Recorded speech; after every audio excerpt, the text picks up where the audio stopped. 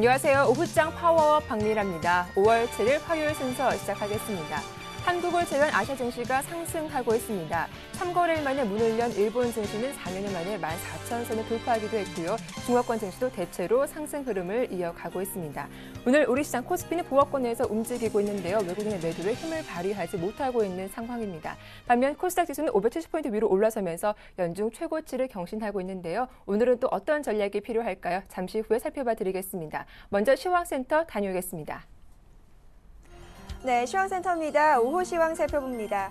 전일 정광후약의 흐름을 보이며 1960선을 겨우 지켜냈던 코스피 오늘 추가적으로 하락세가 나오고 있습니다. 오전장에서는 이 외국인들의 매도 공세에 1960선이 재차 밀렸는데요. 이후 1950선마저 붕괴되는 것이 아니냐는 우려감도 돌았지만 다행스럽게 낙폭은 완화된 모습입니다. 오후장에서는 1950선 중반에서의 흐름이 이어지고 있는데요. 현재 코스피 상황 살펴봅니다. 현재 코스피 지수 1포인트가량 밀립니다. 1959선에 거래 중입니다. 이어서 수급 상황 살펴봅니다. 네, 오늘 코스피 시장에서는 개인과 기관이 매수 우입니다. 개인은 전일에 이어 오늘도 매수세 이어지고 있고요. 기관은 5거래일 만에 돌아왔습니다. 소폭이나마 현재 225억 원, 반면 외국인은 여전히 매도 공세 확대되는 모습인데요. 현재 1292억 원의 매도세입니다. 이어서 코스닥 살펴봅니다. 네, 코스닥 지수는 흐름이 아주 좋습니다. 오늘 연중 최고치를 또다시 경신하는 등 오전장에서 빠르게 570선 올라서는데요. 오후장 들어선 코스닥 상황 살펴봅니다. 현재 코스닥 지수는 6포인트대의 상승세입니다. 573선에 거래 중입니다. 이어서 코스닥 수급 상황 살펴봅니다. 현재 코스닥 시장에서는 기관과 외국인의 쌍끌이 매수세가 들어오고 있습니다. 추가적인 지수 상승 견인하는 모습이고요. 반면 개인 쪽에서는 차익 실현 매물 계속해서 이어지는 모습입니다. 이어서 환율 살펴봅니다. 오늘 원달러 환율은 사흘 만에 반등세를 나타내며 장 출발했습니다. 최근 하락에 따른 당국의 개입 경계감이 들어왔기 때문인데요. 그러나 오후장 들어서면서 약세 전환된 모습이 나타나고 있습니다. 장중 특별한 이슈는 없는 가운데 포지션 플레이보다는 실질적인 수급에 따라 원달러 환율의 흐름이 정해지고 있는데요. 다만 오후에 있을 호주 중앙은행의 기준금리 결정에 따라 원달러 환율의 향방이 정해질 것으로 보입니다. 이어서 현재 환율 상황 살펴봅니다. 현재 환율은 60전의 내림세입니다. 1093원 90전에 거래 중인 모습입니다. 이어서 코스피 시가총액 상위 종목 살펴봅니다. 대장주인 삼성전자 약부업권입니다. 현재 150만 원 선입니다. 이어서 현대차와 현대모비스, 기아차까지 오늘 나란히 하락세가 이어지고 있습니다. 이 엔저에 대한 우려감이 또다시 일고 있기 때문인데요. 현대차가 2%대의 낙폭입니다. 19만 3,500원에, 기아차 역시 2%대의 하락세입니다. 5만 4,400원에 거래 중입니다. 이어서 코스피 시가총액 7위부터 12위입니다. 한국전력 강보합권입니다. 3만 1,700원에 거래 중이고요. SK하이닉스와 신한지주가 약세 흐름, SK텔레콤 역시나 통신주 오늘도 흐름이 좋은데요. 현재 3%대의 강세입니다. 21만 4,500원에 거래 중입니다. 이어서 코스닥 시가총액 상위 종목 살펴봅니다. 대장주인 셀트리온이 강보합권, 파라다이스는 1%대의 조정 흐름입니다. 오늘 홈쇼핑주의 흐름이 양호한 가운데 CJ 오쇼핑 6%대의 강세입니다. 34만 2,500원에 거래 중이고요. 동서가 3%, 서울반도체가 2%대의 상승세입니다. 이어서 코스닥 시총 7위부터 12위입니다. CJ 오쇼핑에 이어 GS홈쇼핑 역시 오늘 흐름 좋습니다. 5%에 가까운 강세입니다. 23만 4,100원에 거래 중이고요. 다음과 시젠이 2%대의 상승 흐름, 포스코 ICT는 약세장이 계속해서 연출되고 있습니다. 이어서 이 시각 특징 업종 및 테마 종목 살펴봅니다. 먼저 자동차주부터 살펴보겠습니다. 이 엔저에 대한 우려감이 재부각되면서 동반 하락세가 나타나고 있는데요. 현대차가 현재 2%입니다. 기아차는 장중 3% 이상의 하락세를 보이기도 했는데 현재는 2.69%의 내림세 보이며 54,300원에 거래 중입니다. 이어서 최근 흐름이 좋았던 성우하이텍 오늘은 밀립니다. 1%대의 하락세가 나타나고 있습니다.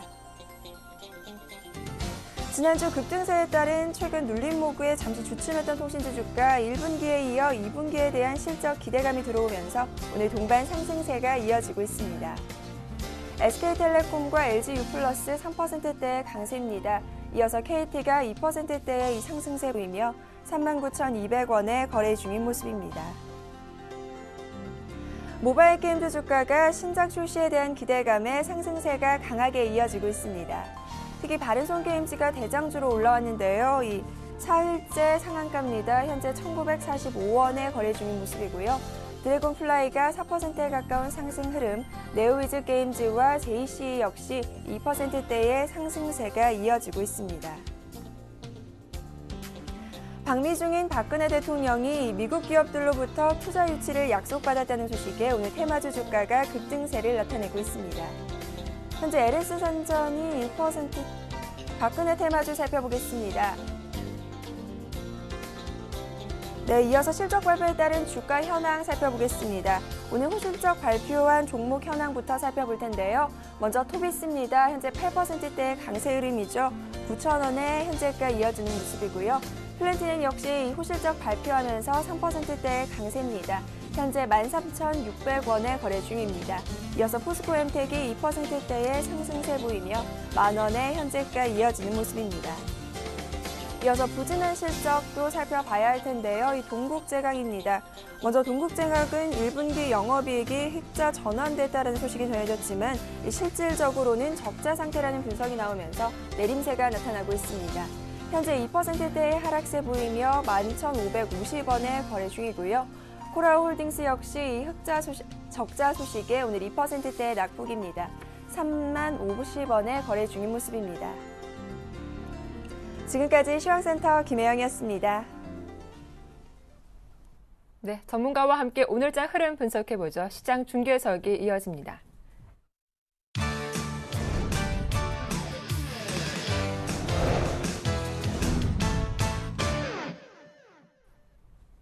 네, 샘플러스 김형근 전문위원 만나보겠습니다. 안녕하세요. 네, 안녕하세요. 네, 한시 구간 코스피 지수는 낙폭을 줄이고 있습니다. 1960선 살짝 밀도오고 있는데요. 보합권에 움직이는 코스피에 달리 오늘 코스닥 지수 연중 최고치를 경신하기도 했죠. 역시 대형주보다는 중소형주가 유리하다는 게 입증되고 있는데 오늘자 특징적인 부분 정리해 주시죠. 네, 코스피 시장은 이제 1959포인트, 장중에는 이제 1950포인트 근접하는 그러한 조정을 보여주고 다시 그런 상승, 반등을 좀 시도를 하고 있습니다. 지금 보합권 정도에 좀 머물러 있는데요. 지난주와는 또 약간 이제 반대되는 현상이죠. 지난주에는 코스피 쪽이 약간 강세 흐름을 좀 보여줬고, 코스닥 쪽이 약간 정체가 되면서 시장이 약간 변화되는 구간이 아닌가, 이러한 또 혼란함, 그런 고민을 또 주는 구간이었었는데, 역시 이제 오늘 다시 한번 해답을 주고 있는 모습입니다. 코스닥 쪽의 강세는 여전히 좀 진행이 돼가고 있다. 이렇게 말씀드리고 싶고요. 그리고 철저하게 이제 실적이 되는 종목들로 기반을 해야 된다. 접근을 해야 된다. 그러한 부분들 다시 한번 좀 말씀드리겠습니다. 현재 지금 외인들의 매도는 한 1,300억 정도, 오늘도 좀 매도가 나오고 있습니다. 코스피 쪽에서 계속해서 이제 외인들의 매도의 기조는 여전히 좀 진행이 돼가고 있는 이러한 모습이고요. 그리고 이제 기관이 현재 지금 300억 정도 매수를 좀 하고 있고, 개인이 한 1,100억 정도 매수를 하고 있습니다. 코스닥 같은 경우는 외인과 기관이 지금 양측 모두 매수를 해주면서 현재 지금 573포인트로 상당히 강세를 보여주고 있습니다. 새로운 영역으로 좀 들어서고 있는 이러한 모습이고요. 외인들이 지금 200억대 매수, 그리고 기관이 한 170억 정도 매수를 하고 있습니다. 반면에 개인들은 계속 매도를 좀 하고 있고요. 현재 지금 업종별로 더 구체적으로 좀 살펴보면 코스피 쪽에서 현재 외국인들의 전기전자 쪽에 대한 매도, 자동차 쪽에 대한 매도, 이러한 부분들이 좀 특징적이고요. 삼성전자 쪽 매도가 좀 나오고 있고, SK 하이닉스, LG 디스플레이 좀 일부 매도가 좀 나오고 있는 것 같습니다. 그리고 운수 장비 쪽, 자동차 쪽도 일전에도 자동차 쪽은 설명을 드렸지만 여전히 그 박스권의 안에 트레이딩이다. 완성차 업체들 같은 경우 그러한 흐름 여전히 진행이 좀 되고 있고요. 엔화 같은 경우 지금 다시 지금 99엔까지 올라온 상태죠. 그러한 충분한 또 조정의 이유가 있기 때문에 단기간에 올라온 이후에 조정을 좀 받고 있는 이러한 모습입니다. 여전히 좀 박스 안에 좀 갇혀있는 그러한 흐름이라고 생각을 하고요. 그리고 다른 수급은 이제 기관이 지금 전기전자를 사고 있고, 건설이라든가 화학 쪽도 매수를 하고 있고, 기계 쪽도 좀 매수를 하고 있고요. 외국인은 철강금속 쪽은 여전히 좀 매수를 하고 있네요. 화학이라든가 이런 쪽 매수를 좀 하고 있습니다만, 이러한 낙폭 민감주, 전일에 강했던 그런 민감주들 같은 경우 여전히 좀 반등의 흐름일 가능성이 좀 크다고 보고요. 다만 이제 그 추가적인 어떤 반등 여력은 좀 있다고 봅니다. 순환되는 과정 속에서 그러한 부분은 반복이 좀 될 것이다. 좀 그렇게 좀 보여집니다. 특징적인 업종을 좀 보면 일단 전기전자 업종 오늘 부품주들 뭐 좀 흐름들이 좀 나타나고 있죠. 그리고 이제 화학, 철강, 건설주들의 전일에 이은 그러한 반등의 지속을 좀 보여주고 있고요. 제약이라든가 바이오, 통신 쪽 이러한 섹터라든가 또 엔터, 또 모바일 게임, 뭐 전자결제 이러한 흐름들도 좀 나타나고 있고 테마 쪽들의 흐름도 좀 나타나고 있는데요. 박근혜 대통령이 미국에서의 투자 유치와 관련해서 그런 박근혜 관련주들 그리고 창투사 관련 피팅주들도 흐름들이 최근에 좀 괜찮죠. 피팅주들, 성광밴드라든가 하이로코리아 이런 종목들이 강세를 좀 보여주고 있습니다. 전기전자 같은 경우는 이제 실적이 기반이 되는 IT 부품주. 일전에 이런 고민인 거죠. 지금 현재 IT 쪽에서도 지금 뭐 BHI라든가 PCB 쪽에 카메라 모듈 쪽에 파트론이라든가 추세가 여전히 꺾이지 않은 모습이죠. 기존의 추세가 유지되는 종목들, 이러한 종목들 조정 시의 어떤 신규 매수 관점에서는 그런 종목들을 우리가 또 매수를 조율해야 되는 그러한 관점이 좀 맞는 것 같고요. 보유자들 같은 경우 여전히 추세가 깨지기 전까지는 또 보유를 하는 이러한 전략이 맞는 것 같습니다. 그 부분을 오늘도 좀 나타내주고 있고 그리고 이제 화학이나 철강 건설주들의 전일에 이은 반등 이러한 흐름과 물론 이제 LG화학이나 이런 종목들처럼 21선을 돌파하고 좀 지지를 받고 다시 상승하는 이러한 종목들은 좀 더 안정적인 좀 중기적인 그러한 시각도 좀 가능하겠으나 한 번에 어떤 반등이 나오는 그러한 종목들 같은 경우에는 1차적인 반등이라 이렇게 보여지고요. 추가 상승 여력이 있다고 해도 단기 트레이딩 쪽으로 이렇게 좀 접근하는 부분이 현명한 전략이 아닌가 좀 생각이 들고요. 그리고 제약이라든가 뭐 바이오 이러한 쪽들, 통신이라든가 이러한 쪽들 계속해서 우리가 제약바이오 같은 경우는 계속 우리가 2013년도에 좀 추적을 해야 되는 그러한 섹터이고요. 통신 같은 경우도 뭐 2분기 때 더 좋아지는 이러한 실적적인 부분으로 약간의 조정 이후에 다시 한번 재차 상승을 좀 시도를 하고 있습니다만 이제 신규 매수 관점에서는 조금 조율을 좀 해봐야 되는 그런 섹터라고 보여지고요. 그리고 이제 테마 쪽에서 엔터라든가 모바일 게임, 전자결제, 모바일 게임 같은 경우 신약 모멘텀이라든가 이러한 부분으로 또 상승을 해주고 있고 엔터 쪽도 최근에 좀 조정을 받은 이후에 다시 한번 반등을 좀 주고 있는 모습입니다. 실적 발표를 좀 해야 될 것 같습니다. 실적을 좀 확인하고 나서 주가의 흐름을 좀 확인을 해봐야 될 것 같고요. 전자결제 쪽 여전히 견조한 흐름, 성장성을 기반으로 한 이러한 흐름들이 나타나고 있습니다. 코스닥의 이제 종목들 같은 경우에는 실적을 이제 거의 대부분 이제 5월 중순까지 해서 발표를 하게 되는데요. 이러한 부분들이 실적을 좀 예상보다 좋지 못한 경우에는 조금 출렁임이 나타날 수 있습니다. 그런 경우를 좀 조심해야 되기 때문에 많이 오른 종목들은 신규 매수에서는 조금 조심을 해야 될 것이고요. 전략적인 부분을 좀 넘어가도록 하겠습니다. 우리가 이제 지금 현재 시장의 모습을 보면 과연 이제 코스피 쪽이냐 코스닥 쪽이냐 혹은 낙폭 과대주들이냐 추세를 유지하고 있는 종목들이냐 이러한 부분들을 좀 선택을 좀 강요하는 그러한 시장인 것 같습니다. 투자자들 같은 경우에 어느 한쪽을 선택을 하면 좀 안 될 것 같습니다. 일전에 저는 이제 코스닥 쪽의 강세를 좀 말씀을 드리지만 코스피와 코스닥 쪽에서 굳이 수익률 관점에서 우리가 접근을 하자면 코스닥 쪽이 분명히 낫다고 생각을 하고요. 다만 이제 실적이 좀 기반이 되는 이러한 종목들 그리고 어떠한 종목에 대해서도 신규 매수의 관점과 보유자들의 이러한 관점에 좀 차이는 있다는 부분을 좀 이해를 하셔야 될 것 같고요. 낙폭 과대주냐 추세 유지주냐 이러한 부분들도 낙폭 과대보다는 추세 유지 쪽 이러한 쪽이 더 좀 낫지 않을까 이렇게 좀 생각을 해봅니다. 그래서 코스닥 쪽 종목이라든가 이런 쪽 추세가 유지되고 있는 종목들은 그대로 보유자들 같은 경우 홀딩을 할 것이고 신규 매수 관점에서는 그러한 종목들이 조정이 나올 때 오히려 좀 매수를 할 수 있는 이러한 구간이라고 생각을 하고요. 코스닥 종목도 이를테면 지금 IT 부품주들 같은 경우도 최근에 지금 BHI가 지금 조정을 받고 지금 다시 반등을 시도하고 있거든요. 이러한 종목들 같은 경우는 충분히 관심을 가질 수 있다고 생각을 합니다. 그리고 뭐 바닥권에서 올라오는 종목들 있죠. 뭐 인터플렉스라든가 혹은 코스피 쪽에서는 뭐 NC소프트라든가 이러한 쪽 같은 경우는 좀 부담 없이 우리가 그 생각을 좀 해볼 수 있는 그러한 섹터이고요. 그래서 여전히 이제 그러한 전략적인 부분은 종목별로 코스피다 코스닥이다 이렇게 양분한 그러한 개념보다는 실적이 기반이 되는 2분기 때 실적이 더 좋아지는 앞으로 더 좋아지는 성장에 대한 모멘텀이 있는 이러한 종목별로의 접근이 더 가능하다는 거죠. 그래서 낙폭이 과대한 종목들 같은 경우는 여전히 저는 단기적인 그러한 트레이딩 관점에서의 그러한 매매가 더 유리하다고 생각을 하고요. 여전히 현재 지금 강한 많이 좀 부각이 됐던 종목이더라도 우리가 또 조정을 받을 때는 노려볼 수 있는 다만 이제 실적 부분은 다시 한번 꼭 언급을 해드립니다. 기본은 베이스는 실적이라는 부분을 다시 한번 말씀드리도록 하겠습니다. 그래서 철저하게 그 실적이 기반이 되는 종목별로 해서 추세가 살아있는 이러한 종목들 혹은 추세 상승 이후에 어떤 박스권의 흐름을 보여준다든가 그리고 다시 재돌파하는 흐름이라든가 그러한 부분들을 앞두고 있는 종목이라든가 이러한 쪽으로 관심을 가지시기 바라겠고 낙폭과대주 중에서는 21선을 돌파되고 안착된 이후에 접근을 해도 된다. 이렇게 좀 말씀드리도록 하겠습니다. 이상입니다. 네, 코스피 지수가 1960선을 회복한 가운데 특징적인 업종 정리를 해봤고요. 전략으로는 실적이 뒷받침되고 추세가 살아있는 중소형주에 긍정적인 접근 가능하다라는 말씀까지 잘 들었습니다. 고맙습니다. 예, 감사합니다. 네, 이어서 증권사 추천 종목 살펴보도록 하겠습니다. 오늘 순서는 KTB 투자증권의 김근호 과장과 함께하죠. 안녕하세요. 네, 안녕하십니까? 네, 오늘 외국인 전반적으로 매도를 보이는 가운데 철강과 화학주 쪽으로는 매수세를 접근하고 있는 모습입니다. 오늘 문의가 많았던 종목은 어떤 종목일까요? 네, 오늘은 이 LG화학에 대해서 문의들을 좀 많이 주셨는데요. 일단 LG화학 최근에 이 저평가되었다 이런 얘기들이 좀 많이 나오는 것 같습니다. 그만큼 이 화학주들이 굉장히 좀 많이 조정을 받았고요.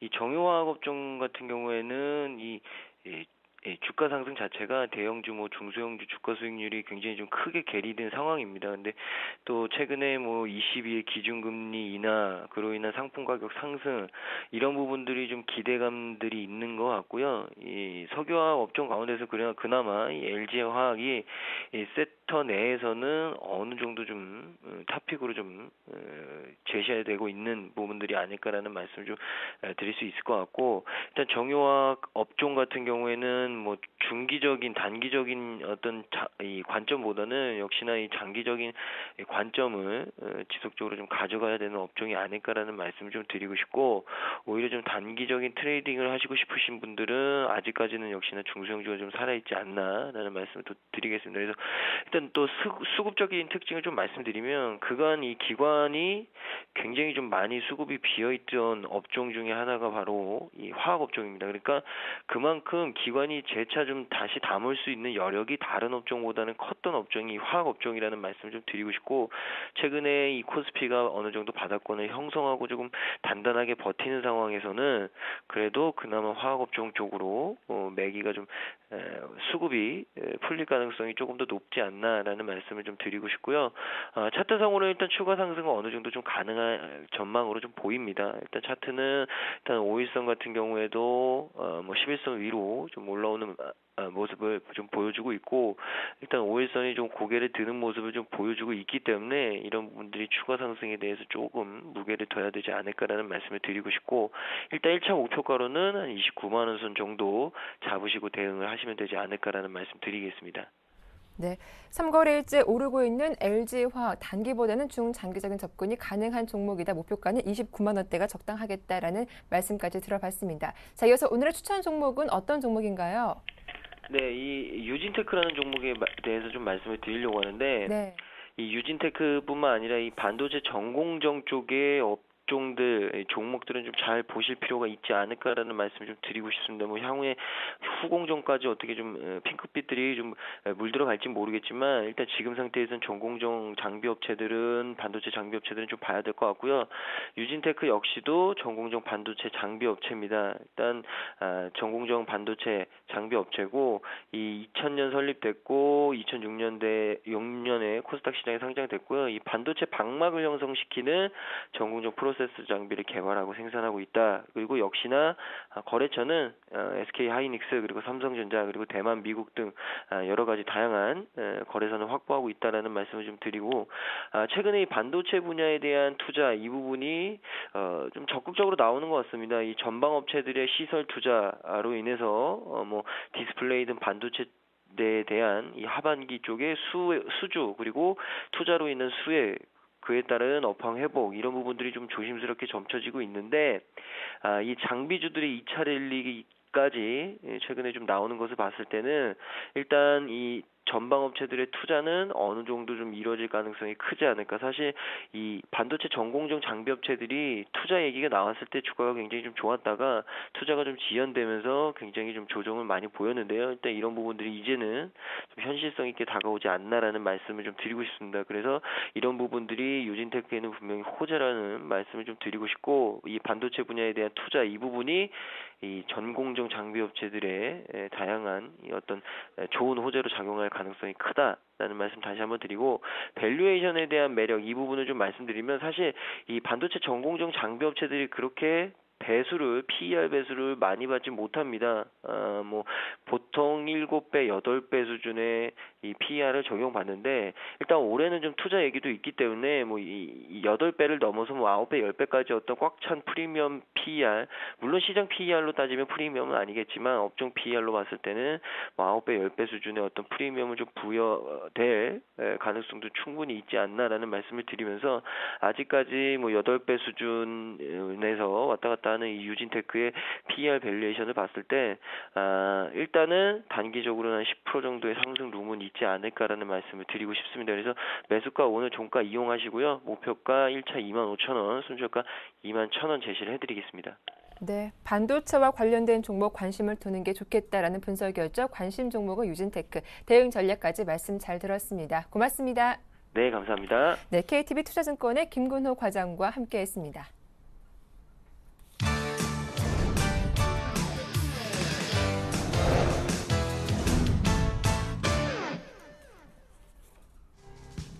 박근혜 대통령을 공식 수행 중인 윤상직 산업통상자원부 장관은 미국의 7개 기업으로부터 3억 8천만 달러 규모의 외국인 투자를 유치했다고 밝혔습니다. 윤 장관은 미국 보잉사가 처음으로 경북 영천에 공장 설립을 고려 중이라고 설명했으며 한국 경제에 대한 외국인 투자자들의 신뢰를 확인해 준 것이라며 보다 전략적인 유치 활동을 피력했습니다. 미국의 고용 경기 선행 지표가 한 달 만에 다시 상승세로 돌아섰습니다. 지난달 미국의 고용 추세 지수는 111.7로 전월 대비 0.1%, 전년 동월 대비로는 3.8% 상승했습니다. 한편 지난달 비농업 고용자 수는 전월 대비 16만 5천 명 증가했으며 실업률도 4년 3개월 내 최저치의 7.5%까지 감소했습니다. 마리오 드라기 유럽중앙은행 총재가 몇 주간 유로존 경제 지표를 검토하는 한편 필요할 경우 추가 부양 조치에 나설 것이라는 의지를 재천명했습니다. 앞서 드라기 총재는 기준금리를 사상 최저 수준인 0.5%로 인하한 가운데 추가 금리 인하와 마이너스 예금 금리 가능성을 시사한 바 있습니다. 네, 오늘장 주요 이슈에 대해서 깊이 있는 해석 들어보는 시간입니다. 오늘 순서는 샘플러스 정재훈 멘토와 함께하죠. 안녕하세요. 예, 안녕하십니까. 네, 간밤 뉴욕 증시 S&P 500 지수가 사상 최고치 행진을 이어갔습니다.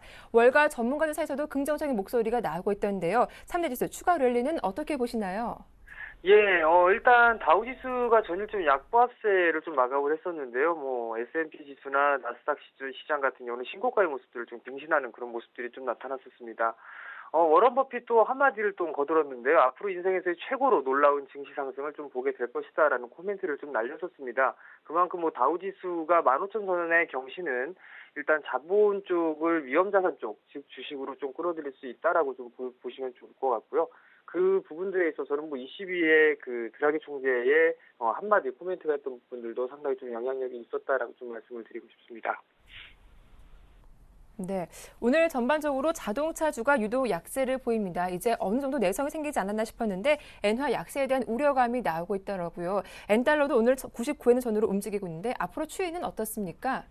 예, 일단 그 유럽 쪽에서도 마찬가지로 지금 네. EU 쪽에서도 지금 현재 유동성에 대한 부분들, 그다음에 적극적인 그 경기 부양에 대한 의지를 좀 표명하는 그런 모습들이 좀 나타났었습니다. 그 부분들이 나타나면서 엔화도 좀 반등을 해주는 그런 모습들이 나타나는데요. 지금 현재 상황을 좀 보게 된다면 여전히 99엔대에 좀 거래가 되고 있는 그런 모습들이 나타나고 있습니다. 그러면서 지금 엔화에 대한 다시 한 번의 그 부각을 좀 되고 있는 그런 상황들이고요. 우리나라 같은 경우는 특히나 이제 수출주들에 대한 리스크 부분들을 좀 염려를 한 그런 부분들에 따라서 기존 현재 자동차 섹터라든가 IT 섹터들, 대형주들 같은 경우는 좀 조정을 받고 있는 반면에 지금 현재의 모습들을 좀 보시게 된다면은 일단 그 경기 방어성의 섹터들, 그런 대안주 성격들인 바이오주라든가 제약주, 유틸리티 쪽에 매수세가 좀 유입이 되고 있다라고 좀 보시는 게 좋을 것 같고요. 이러한 모습들은 엔화의 추이를 지속적으로 좀 관찰을 하면서 대응을 해야 될 것을 좀 생각을 하고 있습니다. 네, 앞으로 엔화 흐름을 살펴보면서 자동차 좀 접근해보는 게 좋겠다라는 분석이었는데요. STX 그룹주를 살리기 위한 노력이 전방위적으로 펼쳐지고 있습니다. 회사채 만기 등을 위해서 3조 원을 투입하게 된다면 금융주 전망은 어떻게 보시는지 궁금하고요. 시장에 미치는 영향까지 함께 설명해 주시죠. 예, 지금 현재 STX 그룹주들이 위기가 좀 겪고 있는 그런 모습들입니다. 뭐 일부에서 2천억 정도의 긴급 자금을 좀 수혈해서 일단 STX를 좀 그룹주들을 살리기에 좀 나섰는데요. 오히려 이 부분들이 은행 쪽으로의 좀 전이가 되고 있는 그런 분위기들입니다. 결국에는 이게 지금 여신 기준을 좀 따져봐야 될 것 같은데요. 13조가 넘는 그런 모습들이 나타나고 있거든요. 현재 뭐 산업은행이 거의 한 4조 원 정도 되고 있고요. 수출은행이 2조 2천억 정도, 농협이 2조 2천억, 우리은행이 1조 5천억 정도가 되고 있는 그런 상황들입니다.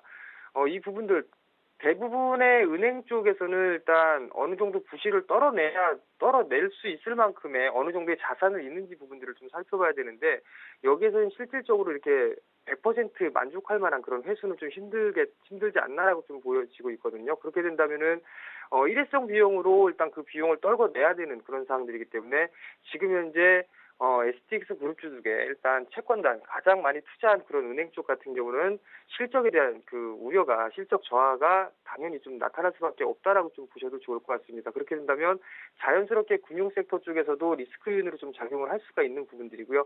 특히나 뭐 농협이라든가 우리은행, 그다음에 기타 은행 쪽에서 어느 정도 제일 많이 투자를 해 놓고 있는 그런 그 은행 쪽에서는 오히려 추가적인 그 리스크 요인이 더 높아질 수밖에 없는 상황들이기 때문에요. 주가의 흐름들은 마찬가지로 부정적인 요인으로 좀 작용을 할 수 있다라고 좀 생각을 하고 있습니다. 네, STX 그룹주에 대한 여파로 금융주 앞으로 좀 전망은 부정적일 수밖에 없겠다라는 말씀까지 들어봤습니다. 현재 미국을 방문 중인 박근혜 대통령이 미국 기업들로부터 대규모 투자를 약속받았다는 소식에 테마주가 들썩거리고 있습니다. 본격적인 세일즈 외교로 수혜가 예상되는 업종은 어디일까요? 예, 정몽주 회장께서 뭐 해외 공장에 대한 증설이 가능하다라는 그런 발언이 보도가 좀 났었습니다. 그런 부분들을 보게 된다면, 현재 뭐 기아차가 가장 많이 언급을 되고 있는 그런 부분들인데요. 공장 자동화 설비와 공작 기계 납품을 하고 있는 현대 위아가 가장 좀 수혜가 될 것으로 좀 예상을 하고 있고요. 그뿐만이 아니라 지금 신재생 에너지, 셰일가스 부분들이나 뭐 태양광 이쪽 부분들을 좀 보게 된다면, 일단 그 가스공사라든가 이런 종목군들도 분명히 그 수혜적인 부분이 어느 정도는 있을 것이다라고 좀 생각을 하고 있는 상황들이고요. 이 추이는 좀 더 지켜보면서 어떤 식으로의 회담을 했고 어떤 식으로 진행을 했는지 그 부분들을 과정을 좀 지켜보면서 대응을 수혜주를 찾기에 좀 나서는 게 좀 좋을 것이다라고 좀 생각을 하고 있습니다. 네, 끝으로 전략을 세워본다면 오늘 우리 시장은 아무래도 목요일에 있을 이벤트를 앞두고 관망 심리가 이어진 것 같습니다. 오후장 유념할 포인트 짚어주시죠. 예, 일단 대형 섹터 같은 경우는 만기 전후에서 좀 매수 접근을 해보는 게 좋겠다라고 좀 말씀을 드리고 싶습니다. 우선적으로 뭐 엔화는 당연히 좀 체크를 해야 될 부분들이고요. 지금 현재 이 트레이딩 관점으로 좀 단기적인 접근이 좀 필요하다라고 좀 말씀을 드리고 싶습니다. 그렇게 된다면 거의 이제 실적 발표가 마무리가 된 그런 기업들 혹은 그런 섹터들 위주로 좀 접근을 하는 게 유효하다라고 좀 말씀을 드리고 싶고요. 옵션 만기일이 지나고 난 이후부터는 어느 정도의 대형 섹터들 같은 경우도 추가적인 반등 시도는 이어질 것이다라고 좀 보시는 게 좋겠다라고 좀 말씀을 드리고 싶습니다.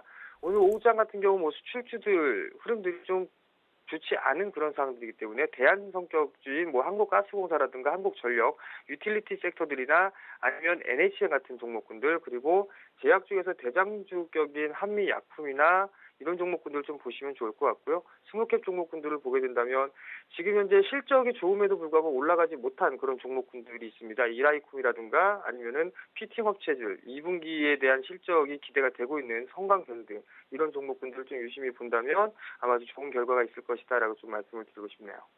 네, 이 만기일을 전후로 매수 접근이 바람직하겠다. 실적 발표를 마무리한 기업들로 접근해 보자라는 분석까지 잘 들었습니다. 도움 말씀 고맙습니다. 네, 감사합니다. 네, 지금까지 샘플러스 정재훈 멘토였습니다.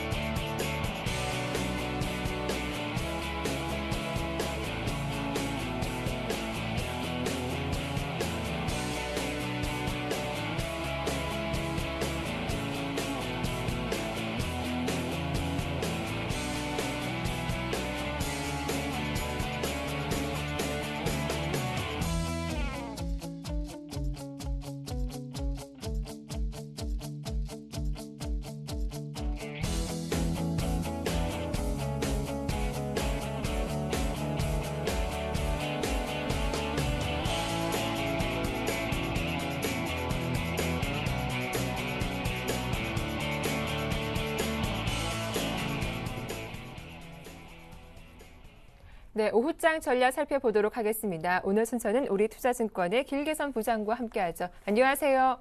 네, 안녕하십니까? 예, 오늘 우리 시장 코스피, 코스닥 엇갈린 온도차가 나오고 있습니다. 이벤트를 앞두고 아무래도 코스피는 주춤하는데 코스닥 지수는 여전히 강세를 유지하고 있습니다. 연주 최고가를 썼더라고요. 네, 그렇습니다. 지금 시장은 아직까지는 네. 지수에 기댈 수 있는 부분은 크지 않기 때문에 지금 수급적으로 외국인들이 시장의 주인 역할을 하고 있는 시장에서는 기관이 최근에 1950선을 돌파해서 1980과 90선을 바라보는 그러한 시도는 있었지만 역시나 시장에 대해서 외국인들은 위험자산 선호를 아직은 좀 보수적으로 보고 있기 때문에 시장 자체가 변동성이 축소되면서 아직까지는 강한 상승 분출을 못하고 있는 그런 장세라고 보시면 됩니다. 물론 이제 뱅가드 물량에 대한 얘기도 나오고 있지만 기본적으로 그런 물량이라기보다는 최근까지도 외국인들은 한국물 채권에 대한 순매수 기조가 워낙 강하기 때문에 위험자산과 안전자산 선호 간에 안전자산을 훨씬 더 선호하고 있는 그런 추세이기 때문에 외국인들이 현물을 매도하면서 선물까지 매도하기는 와중에는 시장이 올라가기는 상당히 좀 버겁다라고 보시면 되는데 1950선 자체가 한 3일 천하 정도의 가능성밖에 안 보인다고 보시면 지금 1950선의 시장은 유지되고 있지만 실제로 체감지수는 한 1940이나 한 35 정도의 체감지수를 보이고 있다 이렇게 느끼셔야 될 겁니다. 일단 이번 주 목요일과 금요일에 있는 금통위와 옵션 만기 이후에 이런 답답한 시장의 변동성은 좀 변화될 가능성이 저는 있다고 보여지고 있고요. 일단 금리 인하가 만약 이루어진다 그러면 시장이 조금 더 긍정적인 모멘텀이 발생될 수 있지만 아직은 어떤 결론을 내리기는 좀 어려운 국면이기 때문에 지금은 지수 상승을 기대하고 대형주에 기대는 전략보다는 개별 종목에 대한 기존 추세를 유지하는 것이 바람직하다고 평가합니다. 네, 이 외국인의 영향력이 커지면서 오늘 매수세가 유입되고 있는 코스닥 쪽의 강세가 이어지고 있는데 업종별 봐도 온도차가 크죠. 오늘 오후장 전략은 어떻게 짜보는 게 좋을까요? 네, 계속적으로 네. 그동안도 개별 종목에 대한 대응이 정말 절실하다는 얘기를 지속적으로 강조를 드려왔는데요. 일단 위험자산 선호가 약화된 이런 시점에서 대형주에 대한 기대감은 높이지 않아야 된다고 저는 평가하고 있고 최근에도 증시가 물론 순환매를 돌면서 대형주 섹터가 올라오긴 했지만 결국은 인덱스는 올라왔을 뿐이지 종목별로 수익률 회복 지수는 상당히 약했다고 보여집니다. 그리고 최근에 정부에서 부동산 담보대출 관련한 LTV 비율에 대해서 기존의 비율 자체를 인정하면서 주택가격이 하락하더라도 그거를 추가로 담보를 요구하지 않는 그러한 정책을 이번에 결정을 했기 때문에 아마도 이러한 것들은 향후에 부실 여신 비율이 높아질 수 있는 가능성이 높다고 보면 은행 업종의 약세도 예상해 볼 수 있는 국면이라고 보입니다. 그렇게 되면 트로이카 중에서 가장 중요한 은행 업종이 약세를 보이면 지수가 이번 주간에는 강한 상승을 분출하기 어렵기 때문에 결국은 종목 피킹 작업을 통해 가지고 절대적인 종목 선별 작업을 해야 되겠다. 그래서 이러한 오늘의 코스닥 지수가 사상 최고치를 찍었다는 것에 큰 의미를 두기보다는 종목별 대응을 통해서야만이 시장을 이겨낼 수 있다. 수익률 오버슈팅이 가능하다. 이런 측면에서 코스닥 중심의 IT 부품주나 또는 개별 종목, 거래소의 개별 종목 같은 그런 추세로 시장 대응을 해야 될 것 같습니다. 네, 끝으로 길게선 부장님의 관심 업종과 종목에 대해서도 이야기 들어보겠습니다. 철저하게 개별 종목만 얘기 드리고 싶은데요. 네. 거래소 쪽에서 경인양행이나 모나리자, 보르네오 이러한 아주 개별성의 저가주들의 움직임이 오히려 상당히 양호할 것이다 이렇게 얘기를 하고 있고요. 코스닥 쪽에서는 이라이콘 같은 종목들이 충분한 실적 모멘텀이 좀 있어 보이고요. 그리고 최근에 수급적으로 상당히 강한 튼튼한 하방 경직을 보여주고 있는 CJ 헬로비전 같은 경우가 유망한 종목으로 판단됩니다. 네, 오후장 관심 종목까지 말씀 잘 들었습니다. 도움 말씀 고맙습니다. 고맙습니다. 네, 지금까지 우리투자증권의 길게선 부장이었습니다.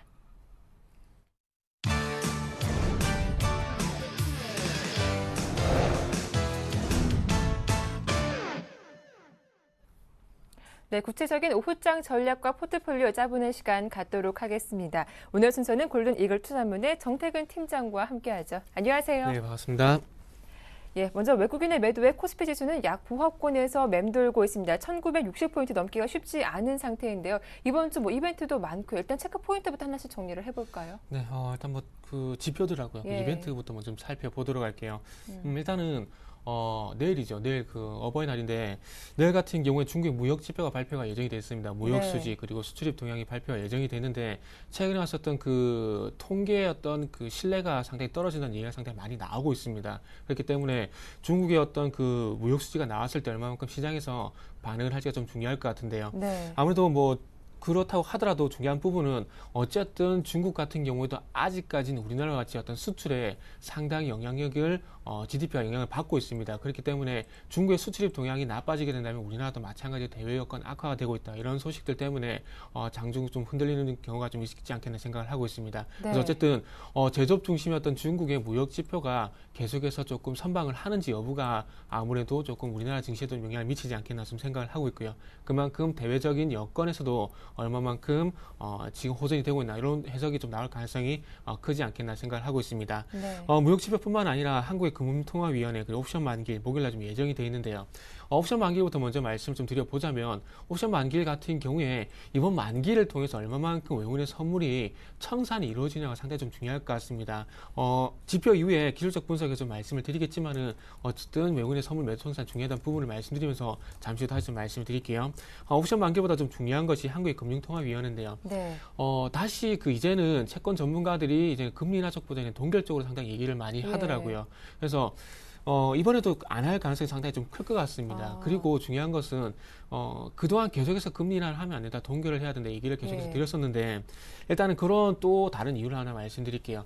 지금 우리나라의 자금이 계속해서 빠져나가는 것은 절대 아닙니다. 자금이 들어오고 있는데 어디로 계속 들어오냐면 채권 시장으로 계속해서 들어오고 있습니다. 지금 현재 4월달 집계를 보게 되니까 외국인의 채권 매수가 97조 정도 된다고 합니다. 상당히 큰 금액이죠.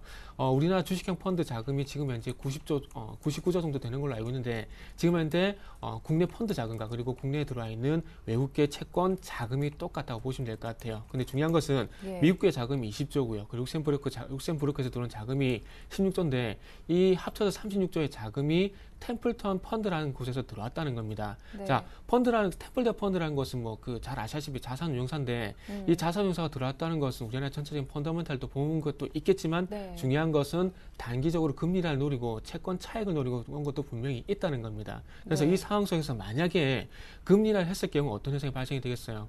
원화 강세를 보이고 채권이 강세를 보이겠죠. 즉 금리가 떨어지고 채권 가격이 올라가는 결론이 나올 수가 있다는 겁니다. 그렇다면은 이 금리 인하를 노리고 들어왔던 이 단기 투기 자금들이 금리 인하를 통해서 빠르게 빠져나가게 되면서 주식시장뿐만 아니라 채권 시장까지 흔들릴 수가 있기 때문에 지금은 제가 보기에는 금리 인하 쪽보다는 동결하는 쪽이 맞다는 겁니다. 자, 그리고 중요한 것은 금리 인하를 통해서 어떤 환율 약세를 이끌어야 된다. 이런 부분이 정부의 어떤 의도인데 분명히 금리 인하를 하게 된다면은 그리고 채권 매수 자금이 빠져나가게 된다면은 환율이 약세 쪽으로 돌아설 겁니다. 하지만 중요한 것은 환율 약세로 끝나는 것이 아니라 이 환율 약세로 인해서 그러니까 원화가 시장이 너무 많이 풀리게 되면서 상대적으로 그 큰 폭의 평가세가 일어나게 되면서 금융시장이 혼란까지 갈 수 있다는 그런 사태까지도 있을 수가 있다는 겁니다. 이 36조가 한꺼번에 빠져나가지는 않겠지만은 주식시장을 예를 들게 된다면 뱅가드 자금이 6.7조 정도 빠져나가고 있는 상황 속에서도 주식시장이 이렇게 많이 흔들리고 있습니다. 근데 6.7조보다 6배 정도 큰 자금이 36조 자금이 만약에 움직이게 된다면은 금융시장에 상당히 크게 혼란이 올 가능성이 있기 때문에 이런 부분도 아마 김중수 총재께서 생각을 하신지 모르겠지만 이런 부분을 만약에 생각을 하고 계시다면은 아무래도 제가 보기에는 김중수 총재가 금리 인하를 할 가능성은 아직도 떨어진다고 좀 보는 게 맞을 것 같아요. 네, 지금 이렇게 금통에 대한 전망 미리 말씀해 주셨는데 조금 전에 속보가 하나 들어왔습니다. 호주 중앙은행이 기준금리를 인하했다라는 소식이 조금 전에 전해졌는데요. 역대 저점이 2.75%로 0.25%포인트 인하했다라는 소식입니다. 글로벌 지수도 앞에 들어오고 있는 전문가님은 그래도 좀 동결적인 시장이 더 우호적이다라고 보시는 거죠? 네, 일단 호주 쪽 같은 경우에는 일단은 그 원자재 기업들 때문에 어쩔 수 없다 봐야 될 것 같아요. 호주 쪽 같은 경우는 중국과 상당히 연관성이 있습니다. 어떤 연관성이 있냐면 그 BH 빌리턴 같은 경우에 상당히 중국 쪽의 매출이 상당히 커요. 호주의 원자재 생산의 40%가 중국 쪽으로 흘러들어가고 있습니다. 근데 중요한 것은 지금 중국의 제조업이 둔화가 되게 되면서 원자재 수요가 감소를 하고 있죠. 이 원자재 수요에 가장 큰 타격을 입는 곳이 호주라 보시면 될 것 같습니다. 그렇기 때문에 이 호주의 어떤 그 경기를 살리기 위해서 특히나 원자재 기업들을 살리기 위해서 기업 조달 금리를 낮추는 게 호주 중앙은행의 목표라 보시면 될 것 같아요. 호주와 그리고 우리나라 상당히 연관성이 있긴 하지만 어떤 원자재랑 그 한 가지 팩트를 볼 때 우리나라와 그리고 호주의 어떤 금리 동향은 틀릴 수밖에 없다고 좀 봐야 될 것 같습니다. 자, 그러면서 기술적으로 바로 좀 넘어가 보도록 할게요. 네.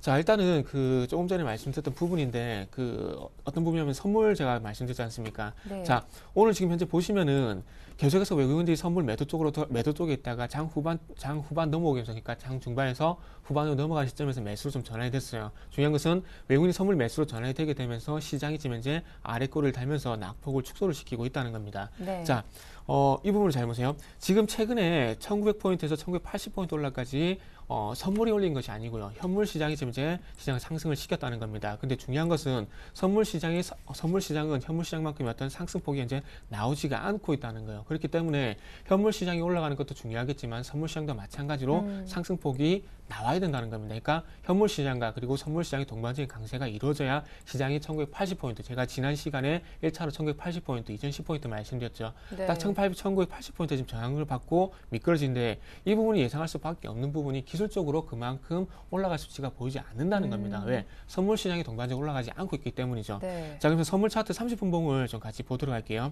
지금 화면을 보게 된다면은 저도 이날 약간 좀 속은 것 같아요. 선물 매수가 들어오게 되면서 시장이 반등을 주기 때문에 좀 더 올라갈 가능성이 크다고 말씀드렸는데 네. 중요한 것은 이후에 반등을 주게 되면서 이때 들었던 선물 매수가 다 청산이 이루어지고 단기 투기 장면으로 끝났다는 겁니다. 자, 이런 부분이 저도 솔직히 조금 아쉬워요. 이 부분 때문에 1980포인트를 돌파를 못했다고 보시면 될 것 같습니다. 그래서 화면 보신 바와 같이 지금 이제 밀리언 짜장이 상당히 많이 감소 있는 상황 속에 놓여 있는데 중요한 것은 밀리언 짜장이 다시 한번 증가를 하게 되면서 바로 선물 매수가 들어와줘야지 지금은 추가적인 반등이 나올 수가 있다는 겁니다. 즉 현물 시장 쪽을 보게 된다면은 네. 지금 현재 5일선이 이탈한 상황인데 어쨌든 N자형 반등이 나오기 위해서는 선물 매수 포지션이 들어와야 되고요. 그리고 네. 가장 중요한 것은 지금 외국인들이 갖고 있는 2만 계약이 넘는 매도 포지션에 대한 청산이 분명히 나와야 된다는 것을 다시 한번 강조를 좀 드려보도록 할게요. 그래서 코스피 시장 쪽은 뭐 현물 시장 쪽에 개별 종목이 움직이고 있기는 하지만 어쨌든 선물 시장을 좀 꼭 보시라고 말씀드려보고 싶고요. 네. 그래서 코스피 같은 경우는 좀 지지력을 확인하고 난 이후에 분할 매수 대응 좀 하시라고 다시 한번 말씀을 좀 드릴게요. 하지만 코스닥 같은 경우는 상당히 좀 강합니다. 뭐 570포인트까지 돌파를 해버린 상황 속에서 네. 뭐 추가적으로 지금 코스닥에 좀 보는 게 맞을 것 같아요. 근데 중요한 것은 전체적으로 접근하는 것이 아니라 오늘 같은 경우에 뭐 바이오 쪽 그리고 게임 쪽이 좀 강세를 보이고 있습니다. 그래서 테마주 쪽은 솔직히 접근한 부분이 어려움이 있습니다. 그렇기 때문에 외국인이라든지 기관의 수급이 좀 집중이 되고 있는 바이오라든지 그리고 게임주 쪽으로 오늘 모바일 게임주도 상당히 강세를 보이고 있죠. 그래서 코스닥 내에서도 조금 선별적인 어떤 접근이 좀 필요하지 않나, 그리고 스마트폰 부품주 쪽으로 접근이 가능하다, 이렇게 말씀을 드릴게요. 네, 일단 코스피 지수가 오르기 위해서는 선물 지수 동반 상승도 필요하겠다. 외국인의 선물 매수 유입을 지켜보자라는 말씀까지 해주셨는데요. 자, 이어서 오늘의 좀 관심 종목도 궁금합니다. 어떤 종목 들고 오셨는지 궁금한데요. 네, 그동안 좀 굵직한 것 좀 많이 말씀드렸죠. 그래서 네. 요즘 조금 스몰캡 가지고 나와봤습니다. 비트컴퓨터라는 종목을 좀 준비를 했는데요. 비중은 한 10% 그리고 투자기 한 2개월 정도 두게 되면서 한번 대응을 해보도록 할게요. 자, 1차적으로 바이오 쪽 같은 경우는 아무래도 이번 정권에 상당히 사활을 걸고 있는 섹터 중에 하나입니다. 그렇기 때문에 네. 바이오 쪽은 언제든지 테마가 형성이 될 가능성이 상당히 크고요. 정부에서 그 헬스케어 산업 글로벌 지원 방안에 대한 어떤 발표가 있었는데 이런 부분은 뉴스를 좀 참고를 하시기 바랍니다. 그러면서 최근에 오늘 그 박근혜 대통령께서 투자 유치를 하게 되면서 박근혜 테마가 좀 강세를 보이고 있어요. 그래서 네. 저는 이 부분을 가지고 나온 것이 아니라 바이오 서두에 말씀드렸듯이 원격 진료에 관한 부분들을 좀 말씀을 드리려고 합니다. 지금 2009년도에 원격 진료에 대한 부분이 조금 얘기가 있었지만은 반대가 상당히 심해서 그냥 흐지부지 돼버렸어요. 근데 다시 한번 진영 복지부 장관이 상당히 강력하게 얘기를 하고 있더라고요. 그래서 되든 안 되든 원격 진료에 대한 어떤 테마는 다시 한번 반응을 보일 수가 있기 때문에 이쪽으로 한번 참고해 보시면 될 것 같아요. 원격 진료에 대한 부분을 간단하게 말씀드리면은 그 스마트폰을 통해서, 그러니까 스마트폰과 같은 어떤 스마트 기기를 통해서 의사와 그러니까 화상통화를 하신다 보시면 될 것 같아요. 화상통화를 통해서 증상을 얘기를 하고 감기와 같은 어떤 간단한 증상 같은 경우는 병원을 가지 않고 상담을 통해서 처방전을 내려받는 것이죠. 그래서 병원에 가지 않고 처방전을 통해서 약국에 가서 약을 타는 시스템이라고 좀 보시면 될 것 같습니다. 자, 그래서 이런 부분들 한번 말씀 한번 드려보면서 기술적인 부분 바로 넘어가 보도록 할게요. 자, 지금 현재 차트를 좀 같이 보시게 된다면은, 자, 전체적으로 봤을 때 4,500원 정도 가격권에서 현재 전체적으로 바닥이 좀 형성이 되고 있습니다. 그래서 최근에 좀 반등이 나오고 있고요. 중요한 것은 화면을 보게 된다면은, 최근에 거래량이 상당히 많이 없었죠. 악성 매도 물량이 그만큼 많이 소진됐다는 겁니다. 그리고 난 이후에 거래량과 그리고 주가가 동반적으로 같이 강세를 보이죠. 이 부분을 절대 놓치면 안 된다는 겁니다. 시세 초기 같은 경우에 뭐 이날 날짜를 보게 된다면 5일 날 따라잡는 게 가장 좋았겠죠. 하지만 이 부분 놓치신 분들은 지금의 눌림목을 이용해서 추가적인 반등을 노려볼 수 있는 포인트가 될 수 있다는 부분들 말씀 한번 드려보도록 할게요. 자, 그러면서 일단은 그 매수가 같은 경우는 지금 현재가 말씀드릴게요. 현재 가격 말씀드리고요. 그리고 목표 가격 같은 경우에는 일단 전 고점이 될 수 있는 6,000원 목표가 먼저 설정을 해보고 싶습니다. 손절가 같은 경우는 121선 있는 5,200원에 설정을 하고 이제는 전략을 한번 세워보면서 이후에 주가 흐름을 한번 지켜보도록 할게요. 네, 오늘의 추천 종목은 비트컴퓨터였습니다. 자세한 대응 전략까지 확인해봤습니다. 자, 이어서 정태근 팀장님의 지난주 포트폴리오 현황 화면으로 정리해보겠습니다. 네, 포트에 좀 세 종목이 담겨있는 상태입니다. 현금 비중은 40%이고요. 코덱스 레버리지가 30%, 삼성테크윈이 15%, 인터플렉스가 15% 차지하고 있습니다. 수익률도 체크해보죠. 네, 총 세 종목이 있는데 수익률 모두 플러스권에 있습니다. 코덱스 레버리지가 1.4% 플러스권, 삼성테크윈이 0.6%, 인터플렉스가 6.8% 높은 수익률 보이고 있네요. 네, 수익률이 가장 좋은 종목부터 AS를 받아보겠습니다. 인터플렉스 수익률 6.8%인데요. AS 네. 해주시죠. 네, 화면을 보면서 AS 좀 해보도록 할게요. 일단은 저도 계좌에서 네. 빨간불이 들어와서 기분이 좋네요. 네. 기분이 좋은데 일단 인터플렉스부터 보게 된다면은 자, 일단 제가 그날 이날이죠. 이날 바로 말씀드린 것이 아니라 제가 44,500원에서 45,500원 가격을 말씀드렸어요. 근데 그 네. 가격이 5월 3일 날 좋습니다. 이때 최저가에 매수하신 분들은 44,500원이 될 수 있고요. 적어도 45,000원에는 충분히 매수가 가능합니다. 그리고 비트컴퓨터와 마찬가지로 이 종목도 4월 26일 날 거래량이 터지게 되면서 추세를 돌렸어요. 그렇기 때문에 이 종목 제가 보기엔 추가적인 반등 충분히 가능하다 판단이 되고 있습니다. 그렇기 네. 때문에 인터플렉스 55,000원까지 중기적인 관점, 단기가 아니라 중기적인 관점에서 계속 유지를 하도록 할게요. 자, 그러면서 똑같은 IT 종목이라 봐야 될 것 같은데 삼성테크입니다. 이 종목도 네. 제가 그 가격대를 67,500원에서 67,000원 정도 말씀드려주게 되면서 그날 바로 매수가 된 것이 아니라 좀 미달했다가 눌림목을 이용해서 매수하자고 말씀드렸는데 네. 그 부분이 정확하게 가격을 주고 나서 반등을 주고 있어요. 삼성테크는 지금 현재 조금 늦게 움직일 겁니다. IT 업종 내에서 상당히 늦게 움직이기 때문에 조금 기다려 보시는 게 좋을 것 같고요. 자, 그래서 코덱스 레버리지 요거는 그냥 갖고 계십시오. 요건 네. 지금 30% 비중이 30%인데 지금 1% 네. 정도 그 수익인데 요거는 5%만 움직이게 되면 지난번에 그 제가 한 세 종목도 손실 났었는데 네. 그 종목도 분명히 다 만회가 될 겁니다. 그리고 제가 분명히 말씀드리지만은 분명히 손실난 거 만회해야 된다고 말씀드렸죠. 네. 요 포트 갖고 있으면 분명히 이전에 손실난 거 만회가 되고요. 그리고 더욱 중요한 것은 수익으로 전환이 될 수가 있으니까. 네. 그리고 인터플렉스가 수익이 났죠. 그렇기 때문에 이 포트폴리오 한 번만 믿어보시고요. 네.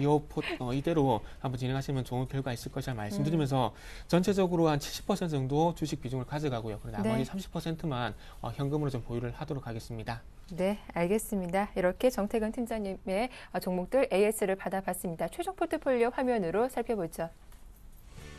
네, 포트에 한 종목 추가되면서 4종목으로 늘었습니다. 현금 비중은 30%로 줄어들었고요. 코덱스 레버리지가 30%, 비트컴퓨터가 10%, 나머지 종목은 15% 비중 차지하고 있습니다. 네, 전 종목 그대로 홀딩해보자라고 하셨죠. 코덱스 레버리지와 삼성테크윈, 인터플렉스까지 모두 목표가까지 홀딩해보자라는 의견이었고 오늘 새롭게 편입된 종목이죠. 비트컴퓨터 현재가에서 매수 가능하다. 목표가는 6,000원, 손절가 5,200원 제시하셨습니다. 네, 지금까지 정태근 팀장과 함께했습니다. 오늘 수고 많으셨습니다. 감사합니다. 네, 오후장 파워업 여기서 마치겠습니다. 장 마감까지 현명하게 대응하시기 바랄게요. 함께해 주셔서 고맙습니다.